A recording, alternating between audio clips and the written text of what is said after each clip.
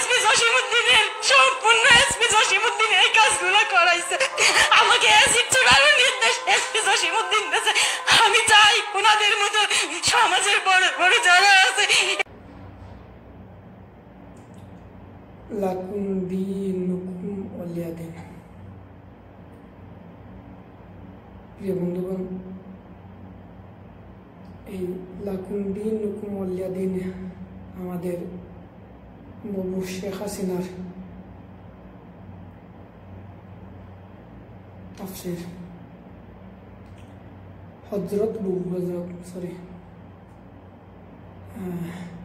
যিনি ওলি আল্লাহ পৌঁছে গেছেন। যাই হোক বন্ধুগণ, বাবু শেখ হাসিনার এই ধর্ম নিরপেক্ষ পুলিশ হায়নারা এই বনটিকে উলঙ্গ করে দিয়েছে। সুযোগ খুঁজতেছে যে বাবুকে কখন কোন সময়ে উলঙ্গ করা যায়। আউযুবিল্লাহ। কেননা বাবু বলতেছেন ইসলাম এটা সুন্দর করে লাকুম দীনুকুম ওয়ালিয়া দিন, যার যার ধর্ম তার তার পালন করবে, মানে ধর্ম নিরপেক্ষ ইসলাম সাবর দেয়। এই পুলিশরা এই হায়নারা এই জসিম জানোয়ার টিকে দিছে যে বাবু হাসিনা আপনার কথা অনুযায়ী এটাই আমার ধর্ম, এটাই আমার বিধান, এটাই আমার চরিত্র, আর এটাই আমি ধর্ম নিরপেক্ষ দেশের গণতন্ত্র চর্চা করতেছি। যা ইচ্ছা তাই করব, যাকে পাবো তাকেই ধরব, তোমার কি যায় আসে? যেহেতু তোমার এই ফতোয়া লাকুম দীনুকুম দিন এর তাফসীর।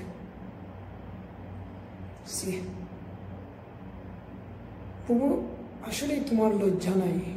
ওই দৌলদিয়া পল্লীর মা এবং বোনদের মধ্যে তোমার লজ্জা শরম বলতে সব কিছু চলে গেছে, হারিয়ে গেছে। তাই যেখানে সেখানে যা মন চায় তা পেশ করো, যা জানো এবং যা জানো না।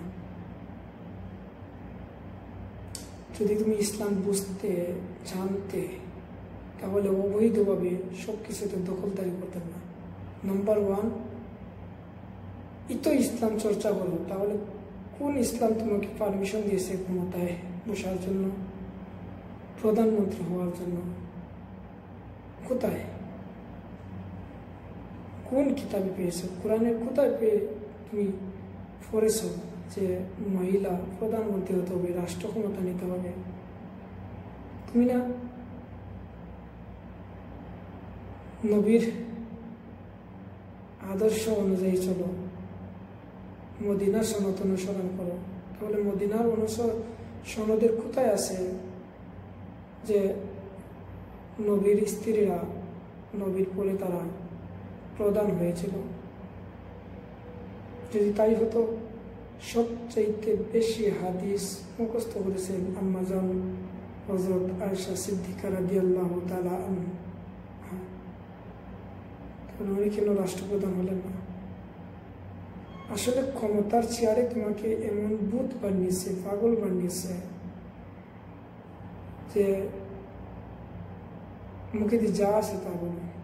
যাই হোক, আমি সেদিকে যাচ্ছি না। এই যে তোমার ধর্ম নিরপেক্ষ পুলিশ ছেলেরা এর জন্য বললাম, আজকাল তো সবাই তোমাকে আম্মু বলে, মা বলে, বাইও মা বলে, দেবরও মা বলে। ছেলে তো মা বলবই, কিন্তু যে সেই মা বলা শুরু করছে। কারণ ওই যে হজরত হওয়ার ইচ্ছা।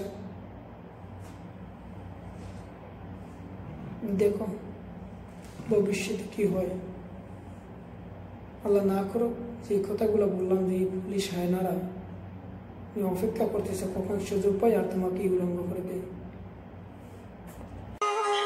আমি পুরো ল্যাংটা, আমার আর গায়ে কোনো কাপড় থাকে না। আমি এসপির অফিসে ঢুকাইছে, হাওলার দারোগা ঢুকানোর পরে ওর একটা ঝাঙ্গে পরা থাকে, মানে হাফ প্যান্ট, ঝাঙ্গে হাফ প্যান্ট পরা থাকে এবং একটা গেঞ্জি পরা থাকে।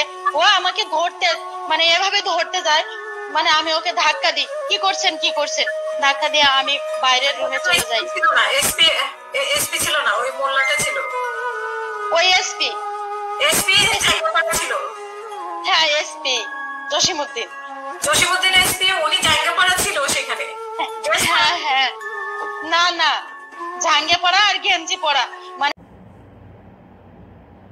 বুবু শুনলেন তো এই বোনটার চিৎকার। তাকে শুধু উলঙ্গ করে ছাড়েনি, ল্যাংটা করে দেয়নি, তাকে অ্যাসিড মেরে তার শরীরকে দগ্ধ করে দিয়েছে। এই অ্যাসিডটা যদি তোমার গায়ে পড়ত, তোমার পুতুলের গায়ে সেটাও ছিটিয়ে দিত, তোমার ছেলের বৌমার শরীরে পড়ত, তাহলে বউ কেমন হতো? কেমন হতো?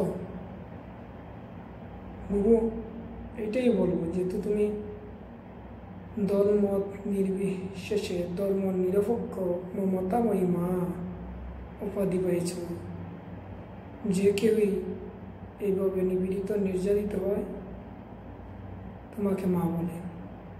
আবার কেউ দলীয় আসনে যাওয়ার জন্যই বোনের জায়গাত মা বলেই উপাধি দেয়।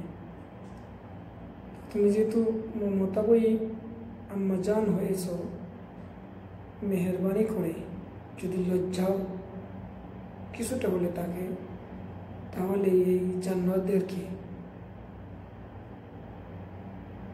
চাকরিচ্যুত করে গ্রেফতার করে দৃষ্টান্তমূলক শাস্তি দিয়ে এই জাতিকে রক্ষা করেন, এই মা এবং বোনদেরকে রক্ষা করেন। এইভাবে আর কত এই পুলিশ নামের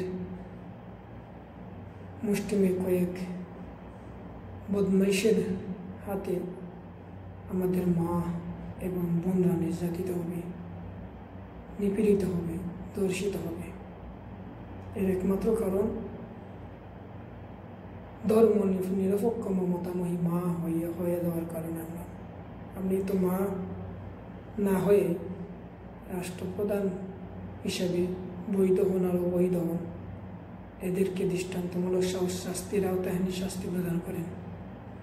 এটাই হল এই দেশের মানুষের দাবি। আশা করি রাষ্ট্রের জনগণের এই দাবি পূরণে তুমি অগ্রসর ভূমিকা রাখবে। আমি এই আশা ব্যক্ত করে বিদায় নিচ্ছি। বন্ধুরা সবাই ভালো থাকেন, সুস্থ থাকেন, সুন্দর থাকেন। এই কোভিড-19 করোনাকালীন সময়ে দূরত্ব বজায় রেখে চলেন। নিজেকে এবং নিজের আপনজনদেরকে এই মহামারী থেকে রক্ষা করার চেষ্টা করেন দূরত্ব বজায় রেখে। আসসালামু আলাইকুম ওয়া রাহমাতুল্লাহি ওয়া বারাকাতুহু।